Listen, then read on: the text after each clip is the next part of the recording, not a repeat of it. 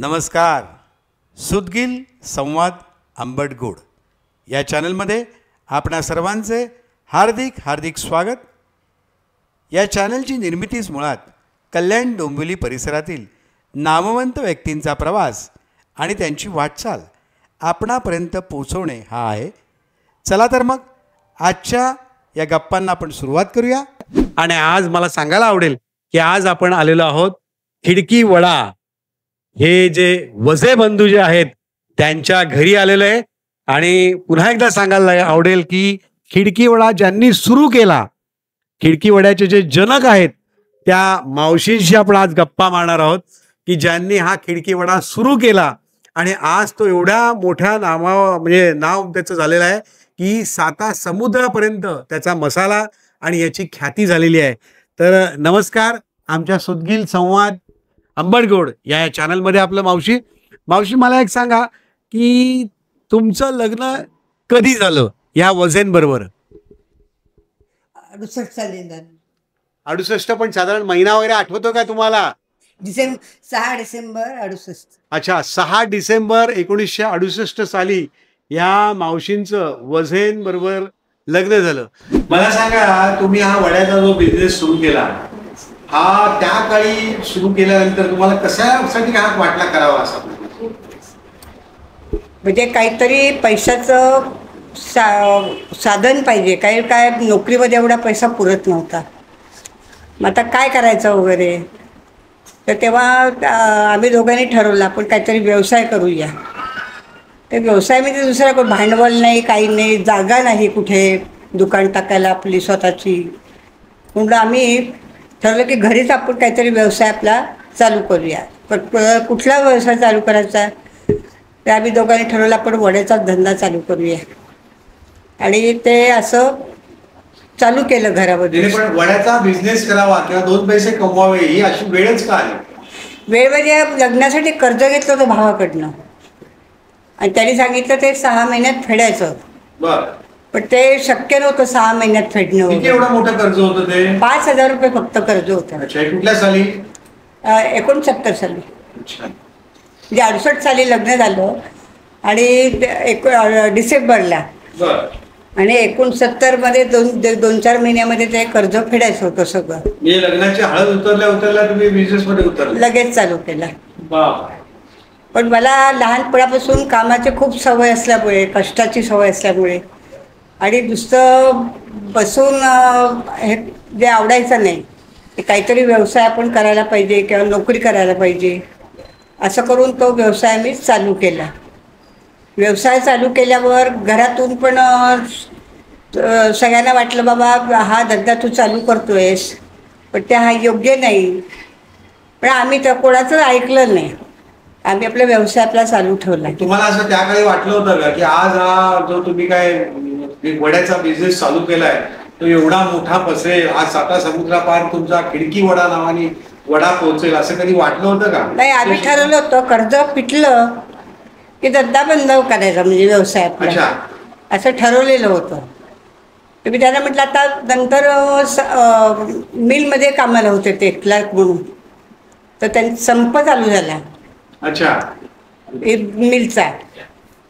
मग आता कधी हे मिल बंद होईल, कधी सोडतील काही शक्यता नव्हती. तरी वर्षभर चालू होतं. परमेश्वराने म्हणजे इच्छा होती की तुमचा धंदा असा चालू ठेवावा. आणि किती लोक बघितले, कोणी उदबत्त्या विकतायत, कोणी काय विकताय वगैरे. तशीच वेळ आमच्यावर आली असती.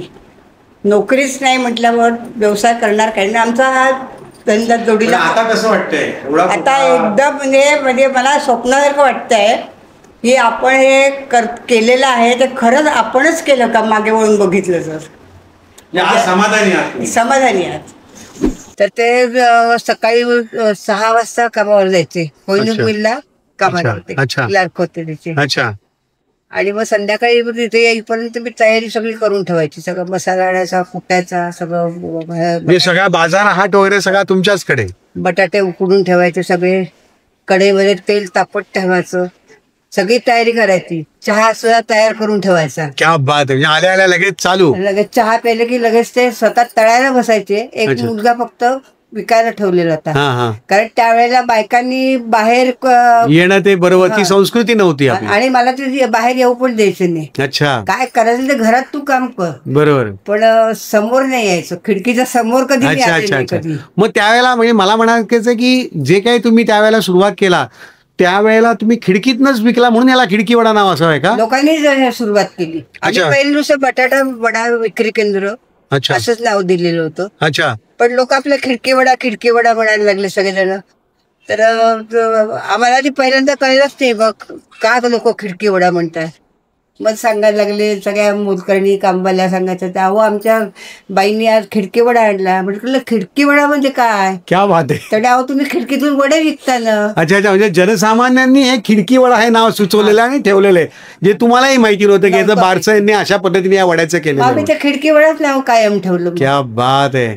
पण मला एक सांगा की त्यावेळेला तुम्ही जो काय वडाचे सगळं म्हणाले की बाबा मी सगळ्या गोष्टी तयार करून ठेवायची, बटाटे उकडून मसाला वगैरे, मग हे सगळं करण्यासाठी काही मिक्सर वगैरे हे सगळे प्रकार होते त्यावेळेला? नाही, खलबत्ता होता. बाप रे. सबन दिवस काम करायचं, मुलांना शाळेत पोचवायचं सोडायचं वगैरे. म्हणजे घरातली जबाबदारी सांभाळून हे सगळं प्रपंचाला आपल्या आणि सपोर्ट. 2 वाजता सुरुवात करायची खलबत्ता घेऊन कुटायला. हा, तर 2 वाजले की शेजारचे सगळे दुकानदार लोक म्हणायचे 2 वाजले. अच्छा, म्हणजे त्या खलबत्त्याच्या आवाजामुळे. क्या बात आहे. ती एक प्रकारची घंटाच होती तुमची. लोकांना वाटायचं 2 वाजले याला कसं कळतं, तर खलबत्ता चालू झाला 2 वाजले. क्या बात आहे. Very nice. आणि मग नंतर मग मिस्टर तुमचे आले कामावरनं की लगेच सुरुवात? लगेच हातपाय धुतला की आधी वडे तळायला बसायचे. ते स्वतः वडे तळायचे. मुलगा म्हणजे बघा मराठी माणूस कसा काटक आहे लक्षात घ्या. त्यातून ब्राह्मण माणूस, हेही महत्वाचं मी म्हणेल. ब्राह्मणा उल्लेख जाणून बुजून करेल. कारण कामावर जायचं, कामावर आल्यानंतर लगेच त्याला जोडधंदा बिझनेस करायचा आणि 2 पैसे आपल्या प्रपंचाला कसे मिळतील, आपल्या मुलांचे संगोपन कसं चांगल्यात चांगल्या पद्धतीने आपल्याला करता येईल, ह्या उद्देशाने मला असं वाटतं तुम्ही हा वडा सुरू केला. आणि आज तो वडा जो आहे हा तुमच्या पुढच्या पिढीने म्हणजे तुमच्या मुलांनी. माझे 3 संसार त्याच्यावर चालले आतापर्यंत, माझ्या आणि दोन्ही मुलांचे वड्यावर संसार चाललेत. बघा म्हणजे एखादी गोष्ट ज्यावेळेला आपण प्रामाणिकपणे करतो. आणि आणखीन एक मला तुम्हाला ती किस्सा विचारायचा, त्या पितळेच्या परातीचं काय गमक आहे, म्हणजे ते काय काय आहे, काय ती आयडिया काय महत्वाची? पराती म्हणजे आमच्याकडे मी स्वतः कोकणस्थ ब्राह्मण आहे. बर. तर आमच्याकडे परातीला महत्व खूप आहे. अच्छा. म्हणजे लग्न झाल्यावर जे कुळाचार वगैरे होतात त्याच्यामध्ये बोडण म्हणून एक कार्यक्रम असतो. अच्छा. तर त्याच्यामध्ये ते बोडण भरला जातो. अच्छा. त्या परातीमध्ये. अच्छा. तर ती परामध्ये आता काहीतरी मोठं सामान तर काहीच नव्हतं घरामध्ये. बरोबर आहे. अल्युमिनियमची काही थाळ्या नाही, काही नाही घरामध्ये. त्याला पितळीच भांडी सगळी. मग शेवटी ते परात त्यांनी उचलली आणि वडे विकायला ठेवली ती, म्हणजे वडे न्यायला वगैरे. अच्छा. म्हणजे ती अन्नपूर्णा असते. Very nice. त्या परातीला अन्नपूर्णाच म्हणतात. छानच छानच. त्या परातीला खूप महत्व आहे. मला असंही कानावर आलेलं आहे की त्यावेळची जी परात आहे अजून ती परात तुम्ही अजूनही जपून ठेवलेली आहे, तिची पूजा केली जाते. कारण ती लक्ष्मी तुम्हाला तिथून तो वास तुम्हाला तिकडनं मिळाला की ज्याच्यावर तुम्ही आता म्हणाल्याप्रमाणे की 3 फॅमिलीज ज्या आहेत त्या परातीने सांभाळलेल्या आहेत. सांभाळल्या म्हणजे नातू सुद्धा आता त्या पैशावरच एवढा मोठा तो IPS काय झाला, IAS अधिकारी झाला. IAS अधिकारी झाला. ही मुलं शिकली. क्या बात आहे. बघा म्हणजे केलेल्या गोष्टी किती कामाला येतात आणि त्याच्यातनं ज्या वेळेला आपल्याला बऱ्याचशा गोष्टी मिळतात तर ती जी कृतज्ञता आहे ती सुद्धा मावशींनी व्यक्त केलेली आहे, फार महत्वाचं आहे. एखादा मला किस्सा सांगाल का जुन्या आठवणीतला की जी गमतीदार झाला असा, मजेशीर झाला असा, की वडे उरलेत तुमचे किंवा काय झालं तर त्यावेळेची एखादी काय गोष्ट? वडे आम्ही डोंबिवलीला दुकान काढलेलं होतं. बर. त्या दिवशी काहीतरी कल्याणला नेहमी दंगल वगैरे हो, व्हायची. पूर्वी व्हायच्या सगळ्या. आणि काहीतरी त्याशी भानगड झाली, सगळ्या गाड्या वगैरे सगळ्या लेट होत्या. खूप वडे उरले. बापरे. मोठा डबाभर जो 25-30 किलोचा डबा असेल, बापरे. त्या डबाभर वडे उरले. मग आता हे वडे आता ज्याचं इथे आम्ही भाड्याने दुकान घेतलं होतं बाहेर ओट्यावर, त्यांनी पण कुठेशी दुकान घेतलेलं? हे डोंबिवलीला होतं मला. डोंबिवलीला होतं. अच्छा. हा, डोंबिवलीचं दुकान. तर ते दुकानदार आम्हाला दुकान बंद करायचं आहे, आता तुमचं आवरा सगळं. बापरे. तर त्या आवरल्या वगैरे मग सगळे वडे याच्यात भरले, डब्यात भरले, स्टेशनवर उभे राहिले डबा घेऊन. तर मित्र एक आला त्यांचा. अच्छा. तर त्यांनी विचारला, रे डब्यात काय तू घेऊन चाललाय? थोडे वडे, आज वडे खपले नाही माझे. अच्छा. तुला आयडिया सांगू का? सांग म्हणाले. मी फक्त ओरडतो, तू विक म्हणे वडे. अरे वा, सुंदर. मी विकणार नाही, मी फक्त ओरडतो वडे वडे करून. कसे कसे ओरडतो? वडे वडे करून मी ओरडतो, वडे वडे करून ओरडतो. हा. आणि तू फक्त लोक आले तर ते डबा दाखवते ना की लोक वडे घेतील तुझे सगळे. क्या बात आहे. ही समय सुचकता मला असं वाटतं, म्हणजे त्या मित्राच्या रूपाने परमेश्वरानेच तुम्हाला त्यावेळेला हातभार लावून अर्ध्या तासामध्ये सगळे वडे संपले सगळे. क्या बात आहे. काय जबरदस्त किस्सा आहे हा. डोंबिवली स्टेशनला.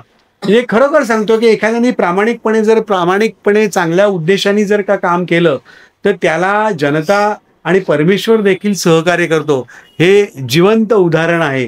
मला सांगा की आत्ताच्या ज्या वाढता जो व्याप तुमचा वाढत चाललेला आहे, तर या व्यापाचं नियोजन तुमच्या दोन्ही मुलांमध्ये तुम्ही कसं काय केलं? म्हणजे कल्याणचं काय आणि बाकीचं मसाला वगैरे सगळ्या गोष्टी कसं काय पाहिल्या जातात? कोण पाहतं? मसाल्याचं लहानपणापासून मुलं बघत होती सगळं. बरं. माझं प्रमाण पण त्यांना सगळं, म्हणजे आई कशी काय करते वगैरे त्यांचं लक्ष असायचं सगळं. अच्छा. त्यावेळी त्यांना काही शिकवायला नाही लागलं त्यांनी. त्यांना ते उपजत ज्ञान आलेलं आहे सगळं. पण दोन्ही मुलांकडे आता काय जबाबदाऱ्या दिल्यात तुम्ही? मुलांमध्ये म्हणजे एक मसाला बघतो. कुठला? कोण? मोठा मुलगा जो आहे हा, तो मसाल्याचं सगळं बघतो. तो कुठून पाहतो? कल्याण दापोलीला असतो तो. अच्छा. आणि सगळं मसाल्याचं सगळं तो हँडल करतो सगळं. अच्छा. आणि दुसरा मुलगा? आणि दुसरा मुलगा इथे कल्याणला असतो. काय नाव त्याचं? शैलेश.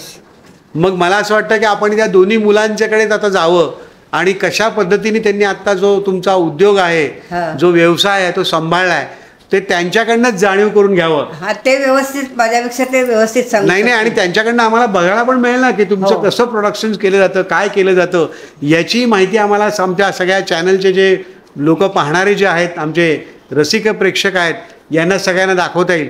चला तर मग आपण जाऊया कारखान्यांमध्ये. एक पॉइंट राहिला मला. सांगा. की आम्ही चौघांनी, दोन्ही मुलं आणि आम्ही दोघांनी तर केलंच, पण माझ्या दोन्ही सुनांनी पण त्याच्यात साथ दिलेली आहे. क्या बात आहे. Very nice. मला असं वाटतं अशा पहिल्या सासूबाई असतील की सुनांचं सुद्धा कौतुक करतायत. सांगा. कारण त्या पण म्हणजे आता मला काही बघा, मी म्हणजे रिटायर्ड आहे म्हटलं तरी चालेल मला. क्या बात. पण त्या दोघी सगळं सांभाळतात सगळं, म्हणजे अकाउंटच्या कामापासून सगळं दोघी करतात. कोविडचा पण काहीतरी किस्सा आहे ना तुमचा? कोविडला असंच लोक फोन करायचे, मला वडे पाहिजे. तर मग मुलगा मग थोडे घरी करायचा, मग शैलेश करायचा वडे.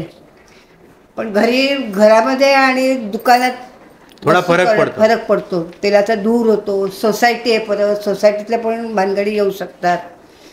मग ते त्यांनी मग नंतर दुकानामध्ये थोडे वडे काढून तिकडे सुरुवात केली. शैलेशची मुलगी ती पावभाजीची ऑर्डर घ्यायची. अरे वा, म्हणजे कॅटरिंग पण सुरू केलं तुम्ही. Very nice. पावभाजीची तिची जबाबदारी त्यांनी घेतली, यांनी वड्याची घेतली, आणि तिघं मिळून सगळी भांडी घासण्यापासून सगळं काम त्यांनी कोविडमध्ये केलं. मला शेवटी एवढंच म्हणावंसं वाटतं मावशी की तुमच्या घरामध्ये उद्योग म्हणजे बिझनेस हा अगदी कुठून तुम्ही सगळ्या मुलांमध्ये, सुनांमध्ये भरलेला आहे की जेणेकरून येईल त्या परिस्थितीमध्ये आपल्याला बिझनेसच करायचा आहे आणि या उद्योगधंद्यामध्येच प्रगती करायची, हे तुमचे शिकवण आहे असं मलाच वाटतंय. तर मग ठीक आहे, आपण आपल्या कारखान्यामध्ये पण जाऊया. म्हणजे वड्याचा जे उद्योग तिथे तळला जातो, जिथे सगळा तो बनवला जातो, त्याची माहितीसुद्धा आता घेण्यासाठी आम्ही निघतो. तर चला. अशाच आपण पुढील भागात भरपूर गप्पा मारायच्या आहेत. तोपर्यंत धन्यवाद.